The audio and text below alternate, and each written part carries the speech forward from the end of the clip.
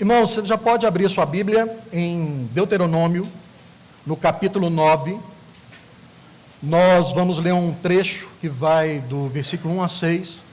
Eu não sei o que eu faço com a minha mão direita, porque é a primeira vez em 30 anos que ou eu não tenho um pincel na mão para dar aula, ou eu não tenho um microfone para segurar. Então não sei o que eu faço com ela. Vou mexer aqui para dar uma função para a minha mão. Irmãos, então nessa manhã, Deuteronômio 9, dos versículos 1 a 6. E o título que eu dei para esse sermão é: Não é por causa da sua justiça. E a ideia que nós vamos meditar nessa manhã é que a herança do povo de Deus, ela não repousa na nossa justiça, mas na fidelidade de Deus à sua promessa. E aí eu gostaria de começar fazendo uma pergunta para vocês. Em algum momento da sua caminhada cristã, você já achou, mesmo que seja por um pequeno instante, que você estava conquistando ou merecendo o favor de Deus pelos seus próprios méritos? Não precisa responder, só pensa. Em algum momento, você alcançou o favor de Deus por algo que você fez? Hoje o Senhor está feliz comigo. Hoje eu fiz algo que o agrada, e dessa forma eu alcancei a bênção do Senhor, o favor do Senhor. Talvez a gente não faça isso de forma explícita, né? Ninguém vai subir aqui no púlpito, ninguém vai, durante a ceia, gritar em voz alta, ou no seu próprio quarto, vai declarar: Deus, eu mereço isso. Eu duvido que alguém faça isso dessa forma. Mas o nosso coração, ele tem uma habilidade quase que infinita de sussurrar essa mentira em segredo. É como se fosse um vírus. E esse vírus, ele não ataca a fé declarada, mas ele ataca o pressuposto silencioso por trás da nossa fé. Esse texto que nós temos diante de nós hoje, Deuteronômio 9, versos 1 a 6, ele foi escrito exatamente para expor e para destruir esse vírus pecaminoso. Moisés, nesse momento, ele está junto do povo de Israel, nas planícies de Moabe, ao leste do rio Jordão. Diante deles, eles têm a terra prometida, a Canaã, que foi prometida aos patriarcas. E nessa terra prometida, há cidades fortificadas, exércitos, homens gigantes, e atrás deles, 40 anos de peregrinação, de rebeldia, de murmuração, de um bezerro de ouro que foi fundido aos pés do Monte Sinai. E é exatamente nesse momento que Moisés, então, no limiar dessa conquista da bênção, da terra prometida, Moisés, então, precisa dizer uma verdade que é bastante desconfortável, mas é uma verdade libertadora, que essa geração que vai entrar na terra prometida jamais ouviu. Vocês não vão receber essa terra porque vocês merecem. E é esse texto que nós vamos ler agora. Deuteronômio 9, versos 1 a 6. E a palavra do Senhor diz o seguinte: Escute, Israel, hoje vocês vão passar o Jordão para tomar posse de nações maiores e mais fortes do que vocês. Cidades grandes e com muralhas que chegam até os céus. Um povo grande e alto, filhos dos Anaquins, que vocês conhecem e de quem vocês já ouviram dizer: quem poderá resistir aos filhos de Anak? Saibam, pois, hoje que o Senhor, seu Deus, é que vai adiante de vocês. Ele é fogo que consome. Ele os destruirá e os subjugará diante de vocês. Assim, vocês os expulsarão e depressa os farão desaparecer, como o Senhor prometeu a vocês. Quando, pois, o Senhor, seu Deus, tiver expulsado essas nações de diante de vocês, não fiquem pensando: é por causa da nossa justiça que o Senhor nos trouxe a esta terra para que tomemos posse dela. Pelo contrário, é por causa da maldade dessas nações que o Senhor irá expulsá-las de diante de vocês. Não é por causa da justiça de vocês, nem por causa da retidão do seu coração, que vocês entrarão para possuir a terra dessas nações. Mas o Senhor, o seu Deus, as expulsará de diante de vocês por causa da maldade delas e também para confirmar a palavra que o Senhor, o seu Deus, jurou aos seus pais, Abraão, Isaque e Jacó. Saibam, pois, que não é por causa da justiça de vocês que o Senhor, seu Deus, lhes dá esta boa terra para que tomem posse dela, pois vocês são um povo teimoso. Vamos orar? Pai, nós te agradecemos, ó Deus, pela sua palavra. Nós te agradecemos, ó Deus, pelas verdades que nos são entregues nesta manhã. E nós te pedimos, ó Pai, que o Senhor fale aos nossos corações, que a sua palavra, ó Deus, não esteja apenas em nossas mentes, mas que essa palavra desça com força aos nossos corações, ó Pai. Que os meus irmãos possam ouvir a voz do Senhor, apesar de mim, ó Pai. É o que nós te pedimos nessa manhã, em nome de Jesus. Amém e amém. Irmãos, 3 vezes nessa pequena passagem, Moisés ele vai repetir a mesma advertência. Não é por causa de vocês. Não é por causa de vocês. E na Escritura, quando algo se repete 3 vezes, é porque nós precisamos ter um pouco mais de atenção. É como se o Espírito Santo estivesse martelando um ponto que o nosso coração ele resiste a aceitar. E às vezes nós precisamos ouvir isso 1, 2, 3 vezes. E é justamente ao redor dessa tríplice negação, não é por causa de vocês, que eu vou estruturar então nossa meditação na palavra de Deus nessa manhã, em 3 pontos. Primeiro, a graça não repousa na sua capacidade. Nós veremos isso dos versos 1 a 3. O segundo ponto é que a graça não repousa na sua justiça e na sua retidão. Nós vamos ver isso nos versos 4 e na primeira parte do verso 5. E por fim, o nosso último ponto é que a graça repousa na promessa de Deus, o restante do versículo 5 e o verso 6. Então, o primeiro ponto é: a graça não repousa na sua capacidade. E aí, irmãos, se nós pegarmos esse texto e começarmos a ler de novo, nós vamos reparar que as palavras de Moisés são palavras um pouco difíceis. E elas começam de uma forma bastante solene. Shema Israel. Escute, Israel. Esse escutar não é um escutar qualquer. Não é aquele que a sua mãe vira e fala assim, parece que entra por um ouvido e sai no outro. Não é o ato passivo de escutar. Mas, em hebraico, esse escute, ele tem o sentido de ouvir para obedecer. É uma escuta ativa. Esse verbo, shema, é o mesmo verbo que abriu a grande confissão de fé de Israel em Deuteronômio 6, os versículos 4 e 5, que nós meditamos nas últimas semanas. Escute, Israel, shema, Israel. O Senhor nosso Deus é o único Senhor. Portanto, ame o Senhor, seu Deus, de todo o seu coração, de toda a sua alma, com toda a sua força. Moisés, ele está prestes a confrontar uma tentação espiritual das mais profundas, que é a autojustiça.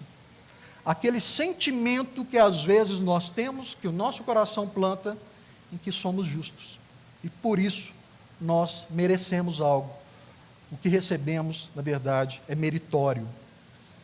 Por isso, Moisés, então, ele convoca a nação com a mesma solenidade que ele introduziu esse credo fundamental da fé judaica. E aí o que ele vai anunciar é algo, de certa forma, para aquele povo assustador. Hoje vocês vão passar o Jordão para tomar posse de nações maiores e mais fortes que vocês. Ele declara uma bênção, mas logo depois ele começa a dizer quais são os obstáculos para que essa bênção seja alcançada. Vocês vão tomar posse, vocês vão desapropriar nações maiores e mais fortes que vocês, cidades grandes e com muralhas que chegam até os céus, um povo grande e alto, numeroso e gigante, filhos dos Anaquins.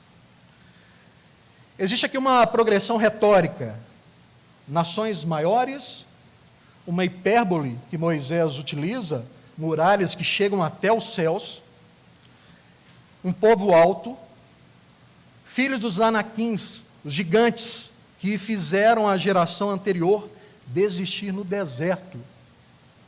E aí nós precisamos voltar um pouquinho na palavra e lembrar, quando o povo sai do Egito, aproximadamente 18 meses depois que eles tinham saído do Egito, 1 ano e meio, Moisés envia espias à terra prometida. Esses homens gastam ali 40 dias e voltam com uma notícia aterradora. Essa terra é devoradora de homens. Os homens que habitam nessa terra são gigantes. Perto deles, nós somos como gafanhotos.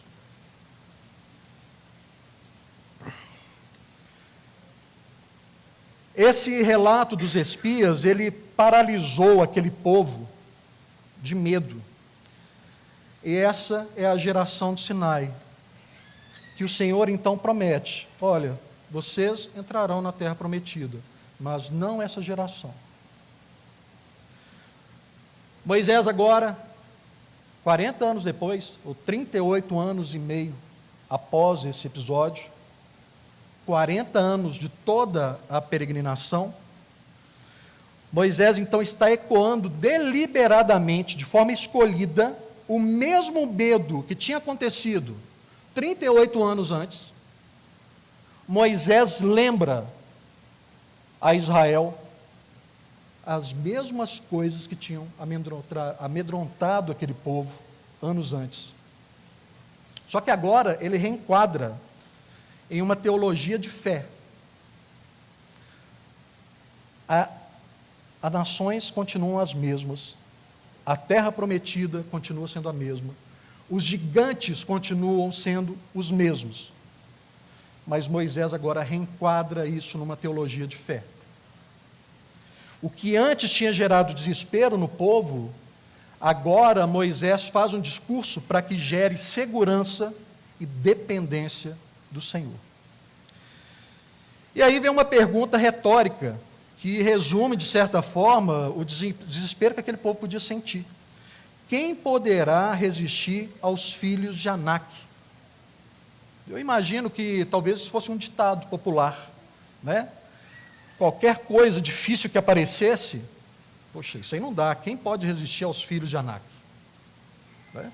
Eu não consigo fazer isso, pois quem pode resistir aos filhos de Anak? E é exatamente aí nesse ponto de desespero que o versículo 3, ele acaba virando tudo isso do avesso. E Moisés diz o seguinte: saibam, pois, hoje, que o Senhor, seu Deus, é quem vai adiante de vocês. Ele é fogo que consome. E eu quero repetir isso. Saibam hoje que o Senhor, seu Deus, é quem vai adiante de vocês. E é essa verdade que transforma. É saber que é o Senhor quem vai adiante de vocês. Se no versículo 1 era Israel quem passava o Jordão, agora o mesmo verbo passar, ele é aplicado ao Senhor, porque é o Senhor quem vai passar adiante. Moisés, ele está deslocando o protagonismo, Israel pensava que eles eram o agente principal dessa travessia pelo Jordão, mas na realidade o Senhor é o verdadeiro agente. Israel é apenas um instrumento. Moisés continua dizendo, ele, em hebraico, hu, que significa ele mesmo os destruirá, ele mesmo os subjugará diante de vocês, assim vocês os expulsarão. E aí eu gostaria que vocês reparassem um pouco na ordem, né? Como é que foram a ordem do discurso, do argumento de Moisés? Primeiro, Deus age. Ele os destruirá e os subjugará. Primeiro, a ação de Deus. Depois, o homem age. Assim vocês os expulsarão.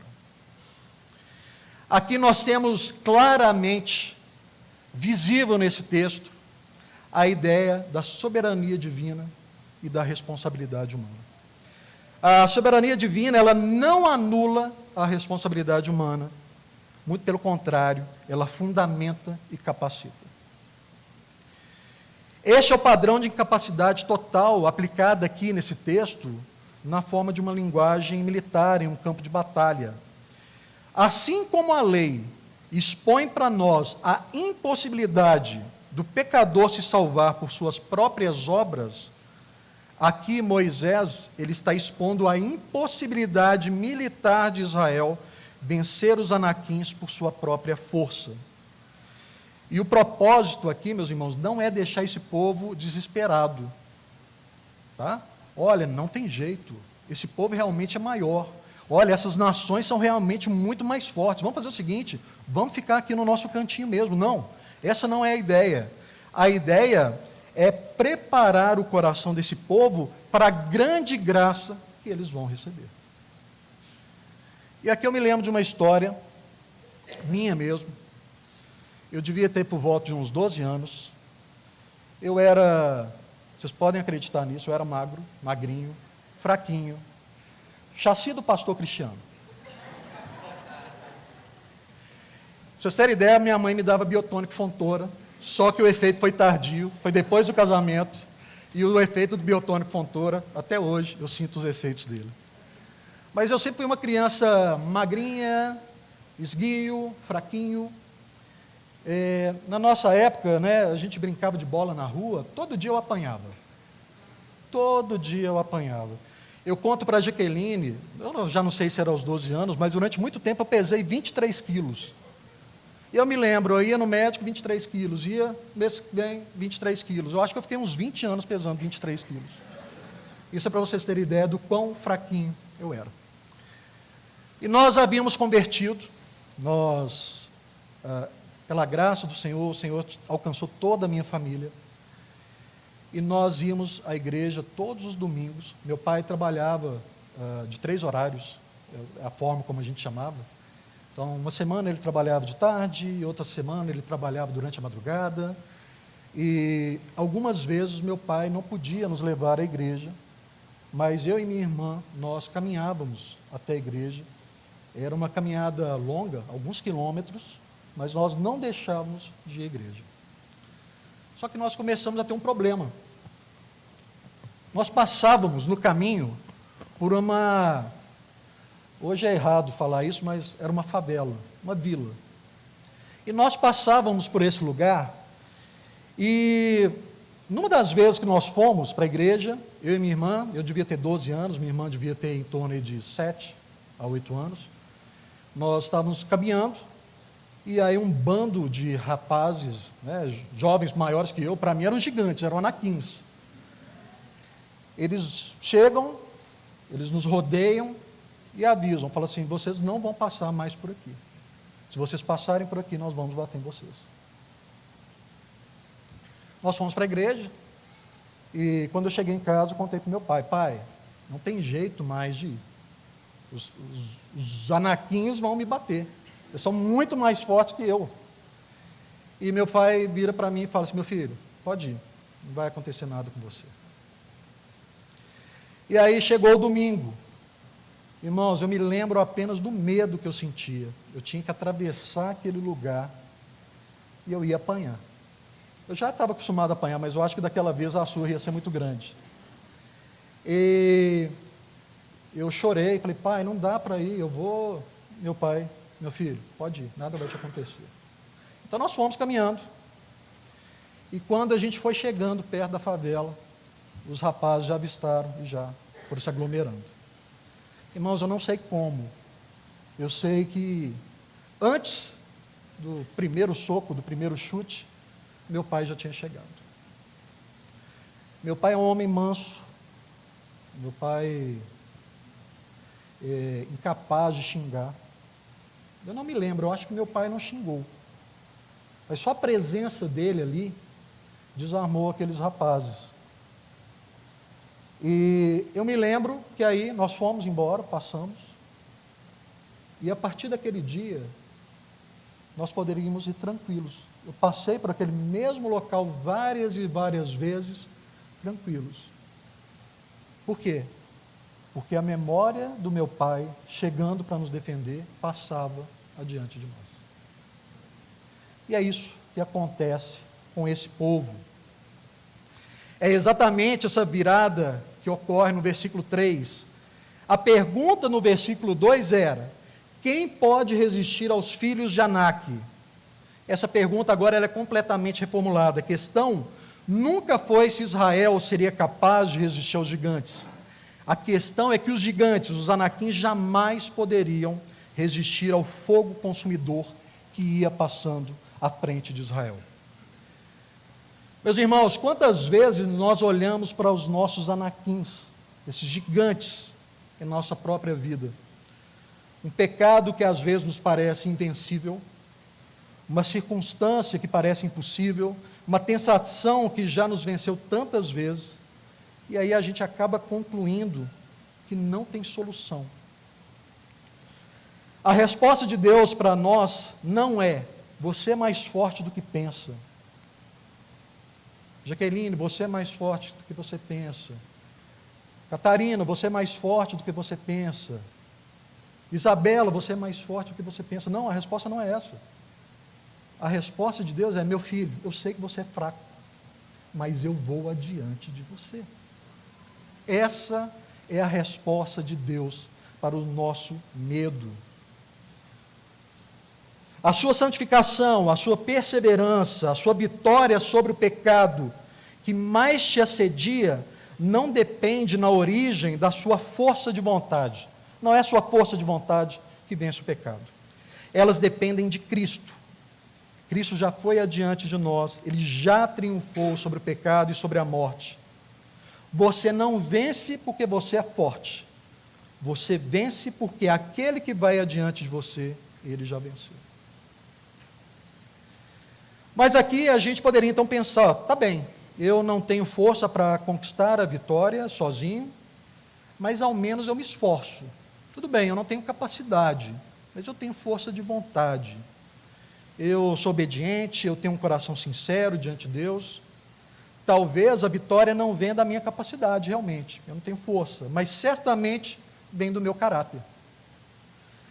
E aí Moisés, de novo, vem dar um tapa de luvas, né? Ele antecipa exatamente esse pensamento. E o versículo 4, ele vem fechar essa porta, esse pensamento.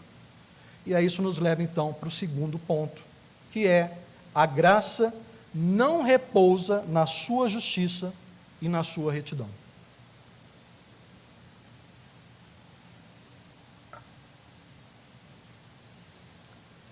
E o texto diz o seguinte: quando, pois, o Senhor seu Deus tiver expulsado essas nações de diante de vocês, não fiquem pensando: é por causa da nossa justiça que o Senhor nos trouxe a essa terra. E este texto, ele é muito interessante, porque se nós voltarmos no versículo 3, quem é que está expulsando os povos? Israel. No versículo 3, diz que o Senhor vai destruir, vai subjugá-los, e Israel, vocês os expulsarão. Mas logo em seguida, no versículo 4, nós temos a verdadeira resposta de por que Israel está expulsando aqueles povos mais altos, mais fortes, mais numerosos. Porque, na verdade, é o Senhor quem os está expulsando daquela terra. O versículo 3, então, diz, olha, vocês os expulsarão. Agora, no versículo 4, Moisés atribui essa expulsão inteiramente ao Senhor. A responsabilidade humana do versículo anterior, ela não anula a agência divina, ela não anula a ação de Deus. Ela está sempre subordinada à ação do Senhor. A advertência que Moisés está dando, ela está visando um alvo muito específico. Na nossa versão que nós utilizamos, NAA, diz o seguinte: não fiquem pensando. Mas, por exemplo, a Almeida, revista e atualizada, ela traz uma tradução que é: não digas ao teu coração. No hebraico, levav. Não digas ao seu levav. E este ponto, ele é crucial. Porque esse pecado da alta justiça, em nós acharmos que nós somos justos e nós merecemos algo, ele raramente é proclamado em alta voz. Ninguém fica dizendo aos quatro ventos, até porque é feio, né? Ah, eu sou justo, eu sou bom. Ninguém faz isso. Na verdade, essa batalha não ocorre no exterior. Essa batalha ocorre aqui dentro, no nosso levável, no nosso coração. Ninguém sobe aos lugares gritando, eu mereço a bênção de Deus. Esse pecado, ele cresce silenciosamente no nosso coração. O verdadeiro campo de batalha para esse pecado não é a esfera pública, não é o nosso exterior, é o nosso interior. É o monólogo, não é o discurso para fora, mas é o monólogo com você mesmo. É aí que esse pecado se instala. E qual é exatamente a mentira que nós encontramos aqui? A grande mentira, e que Moisés destaca 3 vezes, é: não é por causa da nossa justiça. A palavra justiça que é utilizada aqui é a mesma que foi utilizada em Gênesis 15:6, que diz o seguinte: creu Abraão, e isso lhe foi imputado como justiça. O texto de Gênesis foi o texto sobre o qual Paulo constrói toda a doutrina da justificação. Em Romanos 4, Gálatas 3. E Moisés agora está fazendo uma operação inversa. A justiça de Israel não é a base para a posse da terra. E aqui há uma sutileza nesse pecado. Pecados sutis são terríveis. Aqueles pecados que não são sutis a gente nota, mas os pecados sutis, eles são perigosíssimos. E aqui existe uma sutileza. Esse pecado, ele não nega que foi Deus quem trouxe Israel para a terra. A sutileza está em inserir uma falsa causa. Olha, realmente foi o Senhor quem nos deu, mas porque nós merecemos. Olha a sutileza. Eles não pensaram, não é o Senhor quem está nos dando, somos nós, com a força do nosso braço. Não, foi o Senhor quem nos deu. Mas Moisés está lutando justamente contra um pecado mais sutil. O Senhor nos deu, mas não por nosso merecimento. Deus me trouxe, mas porque eu mereci. Aqui nós temos um sinergismo disfarçado de monergismo. O que é sinergismo e o que é monergismo? O sinergismo é quando Deus salva o homem em cooperação com o homem. A obra da redenção, a obra da salvação, ela precisa da cooperação do homem. O que é o monergismo? O monergismo é a obra da salvação e da redenção depende única e exclusivamente de Deus. Ela é obra do Senhor desde o início até o seu fim. E nós temos aqui um monergismo aparente, escondendo um sinergismo de mérito. Nós damos a Deus o crédito da ação, mas nós reservamos para nós mesmos o crédito da causa. Olha, foi o Senhor quem fez, mas Ele fez porque eu mereci. Olha, o Senhor respondeu a minha oração, mas é porque eu orei a semana toda. Eu fiz uma campanha de 1 mês de oração. O Senhor me abençoou, me deu aquele emprego que eu tanto queria, porque eu fui ao monte 15 sextas-feiras. Não é isso. Isso aí, então, é um sinergismo disfarçado de monergismo. Nós disfarçamos, foi o Senhor que me deu, mas no fundo nós acreditamos, olha, é porque eu mereço. Moisés, ele corrige esse problema imediatamente. E ele diz o seguinte, olha, pelo contrário, é por causa da maldade dessas nações que o Senhor irá expulsá-las. E aqui, irmãos, nós temos duas verdades que podem ser confundidas. Os cananeus, eles foram expulsos por sua própria iniquidade. Isso aí é um juízo justo. Eles foram expulsos da terra por causa da iniquidade e da maldade deles. Justo juízo. Mas isso não implica de forma alguma que Israel vai possuir a terra por sua bondade. Não. Israel é tão mal, talvez, quanto os cananeus. A diferença é que eles foram escolhidos. Essa é a grande diferença. A expulsão dos cananeus é um juízo merecido. A posse de Israel a essa terra prometida é graça imerecida. Eles não mereciam essa bênção do Senhor. E no versículo 5, Moisés ele vai avançar um pouco mais, fechando então essa última porta de escape do coração humano. Não é por causa da justiça de vocês e nem por causa da retidão do seu coração. O versículo 4, ele já tinha negado a justiça. 2 vezes nós já tínhamos a negação. Não é por causa da justiça de vocês. Não é por causa da justiça de vocês. Mas agora, Moisés acrescenta algo mais. Não é por causa da justiça de vocês e nem por causa da retidão do coração de vocês. Os versos anteriores já tinham negado essa justiça externa, a conduta, as obras. Moisés agora, então, ele acrescenta a retidão do coração. Por quê? Porque o coração humano, quando ele vê negada a reivindicação de mérito por suas obras, ele recua imediatamente para uma posição que é mais sutil. As minhas ações talvez não sejam perfeitas, mas ao menos as minhas intenções são boas. Ao menos o meu coração é sincero. E Moisés, ele vem fechar essa porta também. Nem o fazer, nem o ser. Nem as obras e nem as motivações. Não é por causa disso que você recebe a graça de Deus.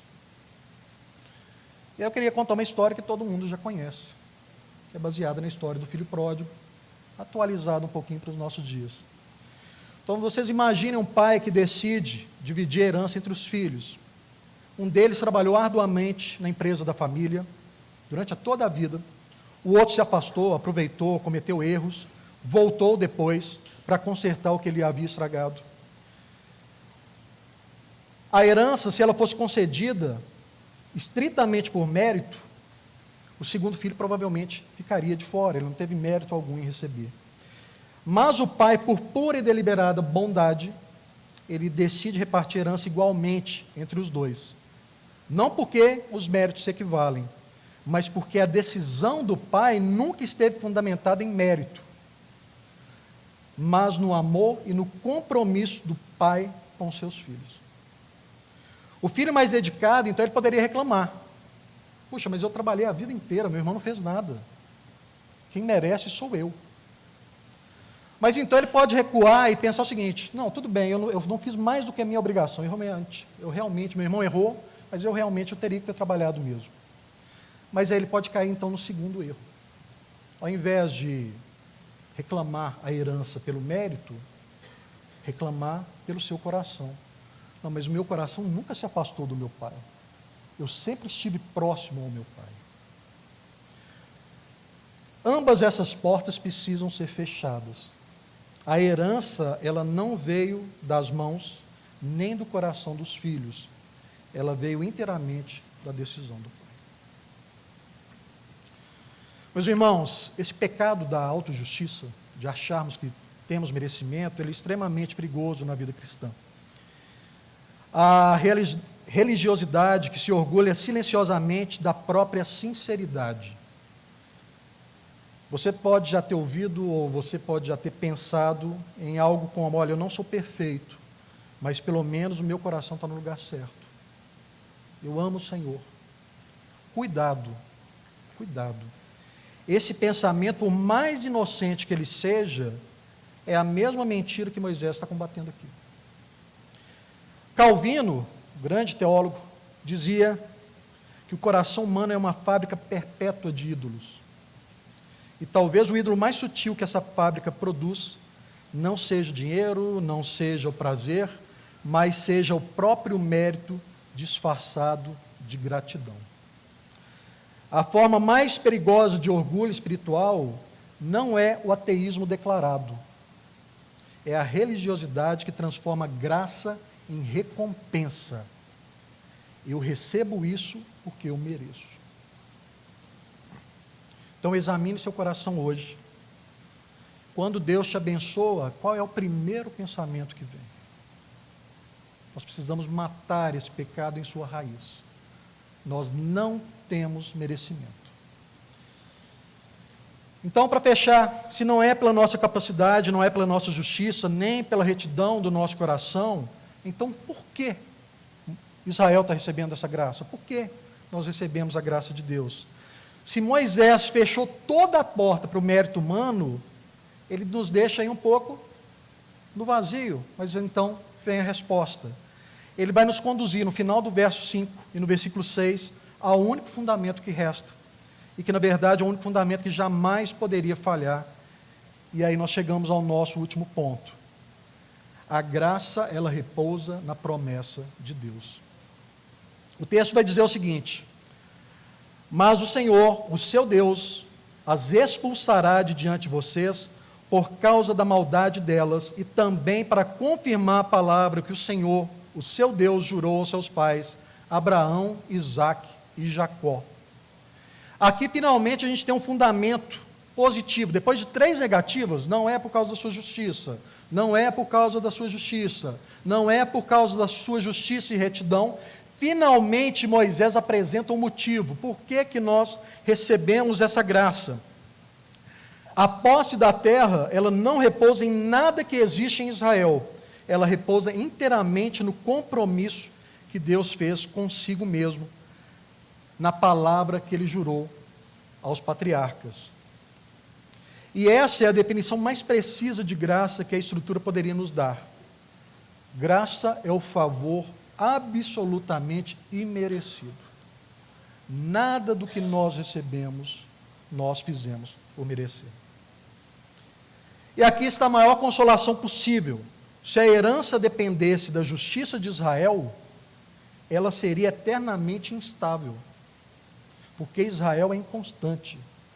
Irmãos, pensem no povo difícil, povo rebelde. Imagina se eles dependessem deles próprios. E é aí que, na verdade, mora a bênção. É exatamente porque eles não podem depender deles mesmos, que eles podem crer com segurança que eles serão abençoados. A insegurança do crente, ela nasce sempre quando nós olhamos para nós mesmos. A segurança nasce de olhar para a fidelidade de Deus da sua aliança. Eu não canso de contar essa história, que quando eu era mais jovem, eu morria de medo de ser atropelado por um ônibus. Por que eu morria de medo? Porque eu imaginava o seguinte: se eu tiver acabado de pecar, não vai dar tempo de pedir perdão ao Senhor, eu vou morrer e vou para o inferno. É a insegurança do crente que olha para si mesmo. Eu aprendi dessa forma. Eu tinha que conquistar a salvação pela minha força. Eu, Rodrigo, é que tinha que lutar contra o pecado. A salvação viria dessa luta, de conseguir conquistar, derrotar o meu Anakim, que era o pecado. Mas então nós aprendemos que não. Isso não está nas nossas mãos. A vitória contra o pecado, ela já foi concedida, mas por alguém que foi adiante de nós. O O versículo 6, então, ele vai dizer e vai selar esse argumento: saibam, pois, que não é por causa da justiça de vocês que o Senhor, seu Deus, lhes dá essa boa terra para que tomem posse dela. Vocês são um povo teimoso. Vocês, em outras traduções, vai dizer, vocês são um povo rebelde. Vocês são um povo obstinado. Vocês são um povo de dura cerviz. O que é a dura cerviz? É a ideia de um boi que ele não aceita colocar o jugo e ser controlado. É a mesma ideia. É o cara cabeça dura. Olha, eu não admito ser controlado. Israel era um povo de dura cerviz, um povo teimoso. Hoje nós cantamos um hino maravilhoso, que eu vejo que a igreja canta com alegria, que é Tu És Fiel. E uma vez a Tirley me trouxe uma pergunta, porque a Tirley tinha um certo pezinho atrás com a versão, olha, Tu és fiel, Senhor, fiel a mim. E a Tirley gostava de uma versão que era, Tu és fiel, Senhor, fiel assim. Não é, Tirley?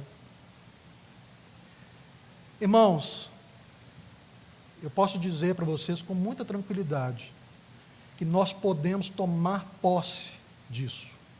E nós podemos declarar que o Senhor é fiel a nós. Senhor, Tu és fiel a mim. Mas essa segurança de que o Senhor é fiel a mim, não é por nada que existe em mim.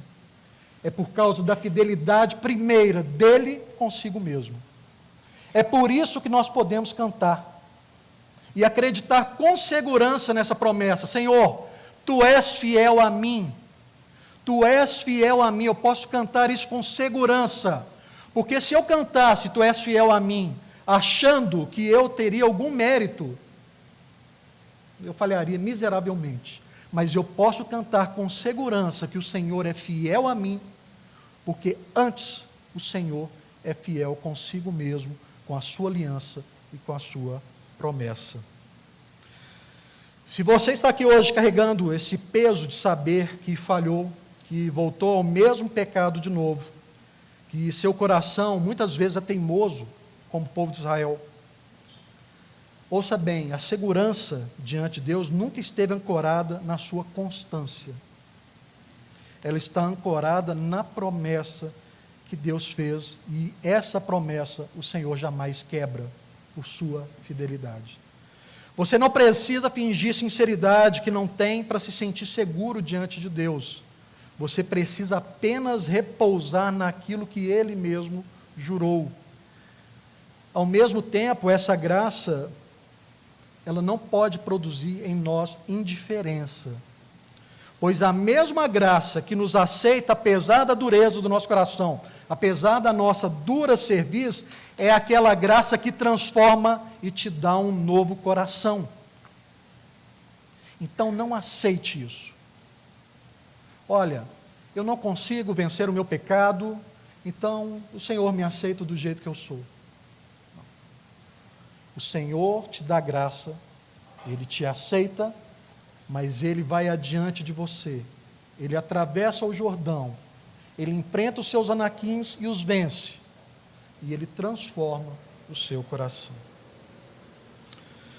Meus irmãos, se nós olharmos novamente os 3 pontos que a gente percorreu hoje, nós vamos ver que cada um deles aponta inevitavelmente para Cristo. Diante dos gigantes que a gente não pode vencer, não os anaquins, aqueles gigantes de Israel, mas os nossos anaquins, o pecado, a morte, nós somos tão impotentes quanto Israel diante das muralhas que chegavam aos céus. Nós não temos força. Mas Deus, Ele foi adiante de nós como fogo consumidor. Cristo foi adiante de nós no Calvário e triunfou sobre principados e potestades, sobre o pecado e sobre a morte, sobre o diabo e seus anjos, de modo que toda batalha que nós travamos hoje já aplica uma vitória que foi definitivamente conquistada 2000 anos atrás. E a nossa herança, a vida eterna, a comunhão com Deus, a nova terra em que nós vamos habitar um dia, não é por causa da nossa justiça, porque nós não temos nenhuma, nem por causa do nosso coração, porque nós somos como Israel, um povo rebelde, de dura serviço. Essa herança é do início ao fim pela fidelidade de Deus à sua promessa, e essa é a nossa segurança. Essa promessa cumprida definitivamente no descendente que Deus prometeu a Abraão, Isaque e Jacó, Jesus Cristo. É a justiça dele que nos é imputada, não é a nossa. É o sangue dele que transforma o nosso coração de pedra em coração de carne, não o nosso próprio esforço. Por isso, o sermão, o discurso de Moisés, ele não vai terminar esmagando Israel com essa acusação. Olha, vocês são teimosos, vocês são rebeldes, de dura serviço. E esse sermão também não termina assim. Não é porque nós não somos teimosos e de dura serviço, nós somos. Mas, esse sermão termina conduzindo o povo de Deus, cada um de vocês, a Cristo.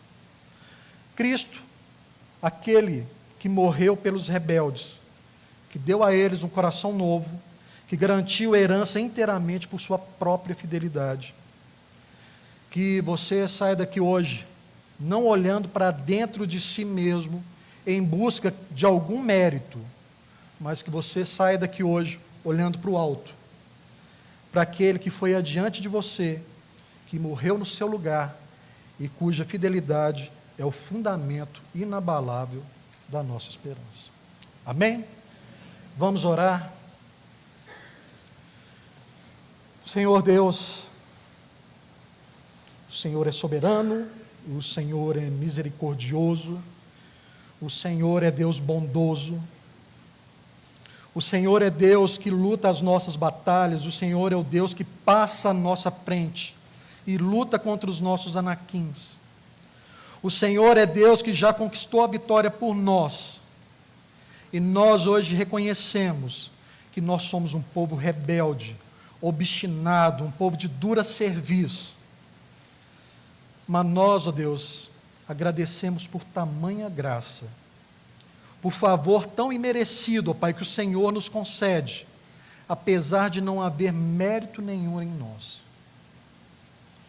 Pai, não permita, ó Deus, em que momento algum o nosso coração minta para nós, dizendo que nós merecemos algo, porque nós sabemos, ó Pai, que nós não merecemos, nós reconhecemos isso.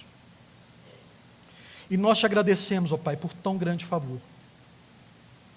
Nós te agradecemos, ó Pai, pela maior obra que o Senhor fez por nós, que foi enviar o seu Filho, Pai. Seu Filho Deus, que habita entre nós, se torna carne como nós, entrega a sua vida por nós. Seu Filho que não peca, ó Pai, e que de forma imerecida, Ele morre, ó Deus, a morte que nós deveríamos ter morrido.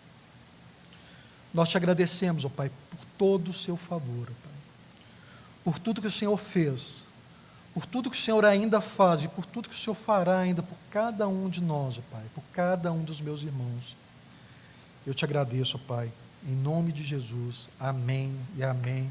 Que o amor de Deus, o nosso Pai, a graça de Jesus Cristo, seu Filho, a comunhão, o poder, a unidade do Espírito Santo seja sobre cada um de nós, sobre o povo, todo o povo de Deus, desde hoje para todos